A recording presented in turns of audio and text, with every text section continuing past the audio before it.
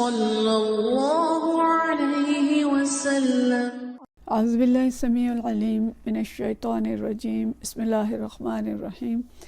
والصلاة والسلام علی رسولہ الکریم، اما بعد۔ بخاری شریف ابواب تہجد جاری ہیں۔ آج جو باب اس میں ہم پڑھیں گے اس کا عنوان ہے اذا نام ولم یصلی بال الشیطان فی اذنہ۔ جب ایک شخص سویا رہتا ہے اور نماز نہیں پڑھتا تو شیطان اس کے کان میں پیشاب کر دیتا ہے۔ حدیث 1093، اور یہ حدیث جو ہے حضرت عبداللہ بن مسعود رضی اللہ تعالیٰ عنہ سے روایت ہے۔ ان عبداللہ بن مسعود رضی اللہ تعالیٰ عنہ قال فرماتے ہیں ذکر عند النبی صلی اللہ علیہ وسلم رجل،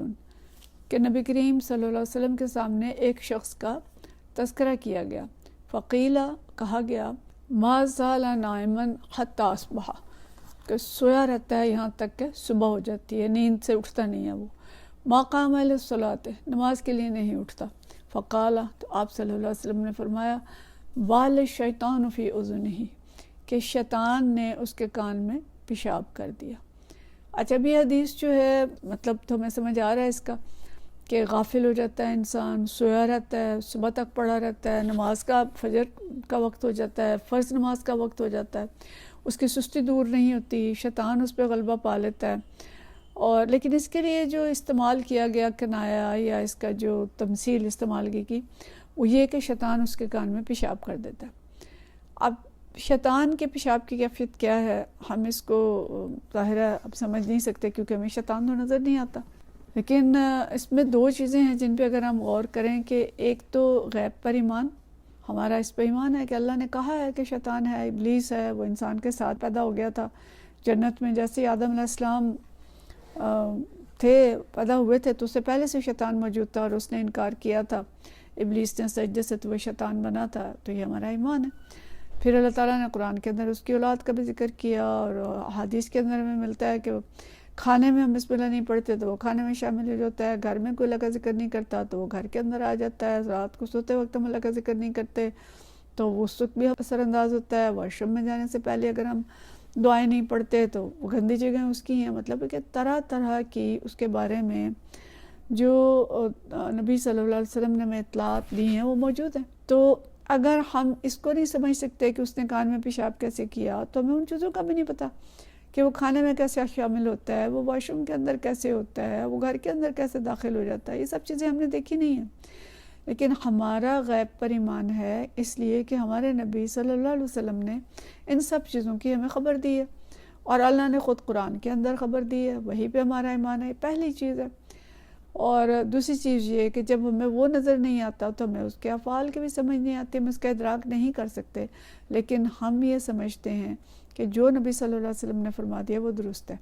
اور دوسری بات یہ کہ ہم اس کے اثرات کو تو محسوس کرتے ہیں، یعنی ہمیں اندازہ ہو جاتا ہے کہ اب شیطان نے میرے پر غلبہ پا لیا ہے، اب جو سستی، غفلت، یا ایک شخص جو غلط کام کرتا ہے جس وقت کر رہا ہوتا ہے تو اس وقت شیطان کے پنجے میں ہوتا ہے، اس کے شکنجے میں ہوتا ہے، اس نے اس کو جکڑا ہوتا ہے۔ تو یہ سب چیزیں ہم محسوس کر سکتے ہیں، اور ہمارا دن رات کا یہ تجربہ ہے کہ شیطان کے اثرات انسانوں کے اوپر ہوتے ہیں، کبھی کم کبھی زیادہ، کبھی وہ مکمل غلبہ پاتا ہے تو وہ بہت بڑے بڑے گناہ کر جاتا ہے، شرک بھی کر جاتا ہے، زنا بھی کر جاتا ہے، چوری ڈاکے بھی کر لیتا ہے، کیونکہ شیطان نے اسے قابو پایا ہوتا ہے۔ اور کبھی جب وہ اس کے چنگل سے نکلا ہوتا ہے تو اچھی بدعات کرتا ہے، وہ اچھے کام کرتا ہے، اور انسانوں کی قسمیں بھی ہیں، کوئی اس کے چنگل سے آزاد ہے اور کوئی اس کے چنگل میں پھنسا ہوا ہے۔ تو اس حدیث کو ہم اصل بھی سمجھ سکتے ہیں کہ اصلاً وہ پیشاب کرتا ہے، ہم اس کی کیفیت کو نہیں سمجھ سکتے، اور یہ مجاز بھی ہو سکتا ہے کہ ایک تمثیل ہے جو دی گئی ہو، واللہ عالم، لیکن خیال یہی ہے کہ یہ صرف کنایا نہیں ہے بلکہ عملاً ایسا ہوتا ہوگا۔ اور بطور خاص کان کا ذکر جو کیا کہ کان پہ اثر زیادہ ہوتا ہے تو اذان سنائی نہیں دیتی، آواز کو سنائی نہیں دیتی تو انسان کا اٹھنا مشکل ہو جاتا ہے، لیکن اگر اس کو اذان سنائی دے جاتی ہے، اس کو الارم سنائی دیتا ہے، اس کو کوئی آواز دیتا ہے تو وہ اٹھ جاتا ہے، تو وہ کان کے ذریعے ہی ہوتا ہے۔ تو اس لیے کان کا ذکر خاص طور پہ کیا۔ اور سورۃ الکہف کے اندر بھی ہم پڑھتے ہیں کہ وفی آذانہم وقرا، کہ ہم ان کے کان میں گرانی پیدا کر دیتے ہیں، جو لوگ حق کو نہیں سنتے، حق نہیں سمجھتے، تو اللہ فرماتا ہے کہ ہم ان کے کان میں گرانی پیدا کر دیتے ہیں۔ گویا کان ایک بڑا عضو ہے جو حق سننے میں اور پھر حق کو جذب کرنے میں بڑا کردار ادا کرتا ہے، اور اس لیے نبی صلی اللہ علیہ وسلم اکثر دعاؤں میں ہمیں جو ملتا ہے کان کا، سماعت کا اور بصارت کا ذکر ملتا ہے، اور قرآن کے اندر بھی کہ اللہ کانوں پہ مہر لگا دیتا ہے، آنکھوں پہ مہر لگا دیتا ہے، تو یہ چیز اس کے اندر بھی شامل ہے کہ کان ایک اہم عضو ہے جو ہدایت کو سننے میں اور پھر اس کو دل تک پہنچانے میں ایک بڑا رول رکھتا ہے، بڑا کردار ادا کرتا ہے۔ تو اس لیے یہ حقیقت ہے، اور یہ حدیث بالکل ہمارا اس پہ پورا ایمان ہے کہ شیطان کان کے اوپر کوئی ایسا منتر پھونک دیتا ہے، کوئی ایسا اس کے اثرات ہو جاتے ہیں جو ہمزہی منافقہی ہم پڑھتے ہیں، تو یعنی اس طرح کا اس کا شیطان کا کان کے اوپر اثر ہوتا ہے کہ انسان گہری نیند سو جاتا ہے اور اذان نہیں سن سکتا، پکار نہیں سن سکتا، تو اس کی وجہ سے پھر وہ سویا رہتا ہے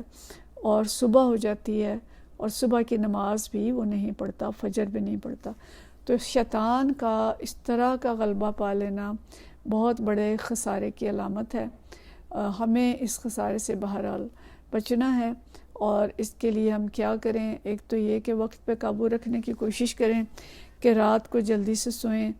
اور رات دیر تک نہ جاگتے رہیں۔ آج کل موبائل کی وجہ سے ٹی وی، بجلی، یہ بڑے ذرائع ہیں کہ رات کو دیر تک ڈرامے دیکھتے رہنا، فلمیں دیکھتے رہنا، ایسے ہی بیٹھ کے لا یعنی باتیں کرتے رہنا، اللہ والحدیث میں پڑھ جانا،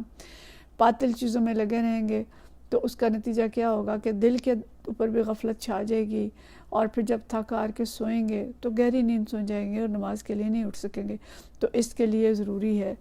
کہ اپنے اوقات کو مینج کریں اور رات کو جلدی سوئیں، باطل مصروفیات ترک کریں، لغویات سے بچنے کی کوشش کریں، اور رات کو سونے سے پہلے مسنون اذکار جو ہیں وہ کر کے سوئیں تاکہ شیطان کی طرف سے اللہ تعالیٰ ہماری حفاظت کرے۔ اور خاص طور پہ جو سونے کی دعائیں ہیں ان کے اندر تو ہے ہی حفاظت کی دعائیں، تو وہ دعائیں پڑھیں، اور آخری جو معوذاتین ہیں وہ پڑھیں، آیت الکرسی پڑھیں، اور اس کا انشاءاللہ فائدہ یہ ہوگا کہ اللہ تعالیٰ ہمیں اپنی حفاظت میں لے لے گا، اور شیطان کے وسوسوں سے اور اس کے جو یہ مختلف حربے ہیں ان سے بچ سکیں گے۔ تو اس حدیث کو حقیقت پہ معمول کریں اور اس کو ہم صحیح سمجھیں کہ واقعی شیطان اس طرح سے حملہ کرتا ہے، اور اس سے بچنے کے لیے جتنی احتیاطی تدابیر ہم اختیار کریں، اللہ تعالیٰ ہم سب کی حفاظت کرے اور ہم بر وقت صبح اٹھ سکیں۔ یہ باب التہجد میں حدیث ہے،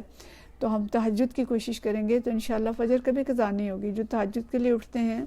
ان کی فجر قضا نہیں ہوتی، کیونکہ وہ تہجد ہی لیٹ ہوگی نا اگر ہوئی۔ اگر ان کی کوئی چیز قضا ہوگی تو وہ نوافل ہوں گے جن کو بعد میں پڑھ لیں گے، لیکن ان کی فجر قضا نہیں ہوگی۔ لیکن جو صرف فجر کے لیے اٹھتے ہیں اور قسمساتے ہوئے اٹھتے ہیں، منافقین کے اندر ان کا شمار ہو جاتا ہے، تو ان کی جو فجر ہے اس کے قضا ہونے کا امکان زیادہ ہوتا ہے۔ تو لہٰذا کوشش تہجد کی ہو،